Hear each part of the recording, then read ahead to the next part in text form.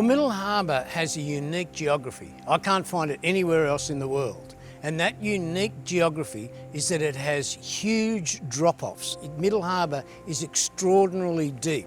There's 37 kilometres of waterways here that not all that many tourists get to. It faces north-south, so when the sun comes up in the east and goes down in the west, it has a particular way of capturing light.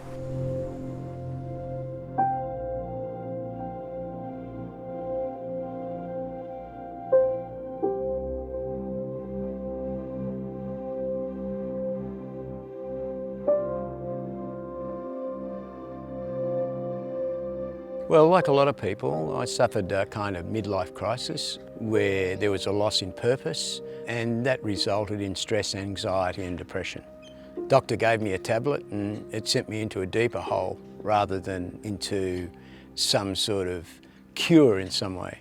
And so I just decided that I needed to find another way out of the blackness that I was suffering at that point in time. And we had a couple of kayaks locally in this location, and I went down one day and grabbed the kayak and just kayaked for 4 or 5 hours around these beautiful environments and discovered that purpose, darkness and everything would lift in this beautiful environment that we're in. I found physical health, mental health, and I suddenly started to look very closely at the environment that I was in and saw just absolutely wonderful images on the water on which I was kayaking, and went, I want to try and see if I can capture these images. And that's how the artwork began. When I see those images, I have to be ready to line the kayak up and aim to get there to take the shots. Now, that's proved quite difficult because you only ever get one shot at that image that you see, because as soon as you get close to it, the kayak creates ripples, you're moving. So that's where the real serendipitous part works.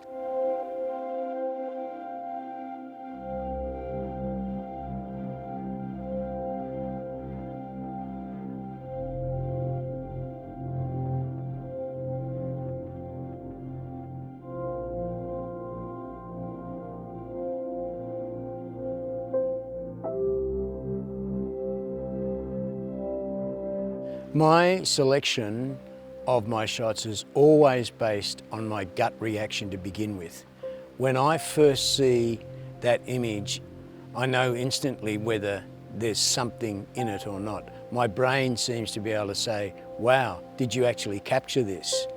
And that's because I'm not actually constructing the images myself. It's nature that's constructing the images, and what I'm doing is simply acting as a facilitator, capturing those images and then bringing back and looking at them. Every time I've tried to impose or anticipate or kind of push something in a direction, it has never worked. So I'm constantly looking for that moment when the gut or the brain goes, yep, that's it, we'll take that one. And that's how my selection process works.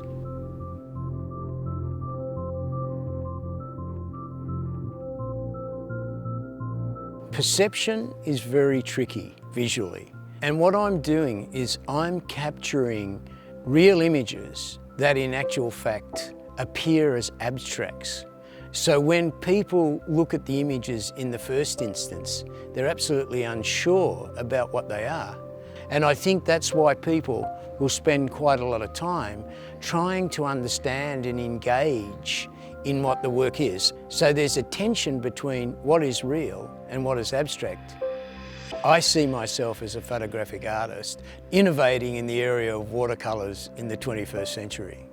I'm sure there must be areas around the globe which might provide me with a different opportunities in terms of taking images and finding different forms of reflections. That would be lovely to look at, where light might be different, where the watercolour might be different, where thus the reflections might be slightly different. So I see that as the next evolution and the next step in the work.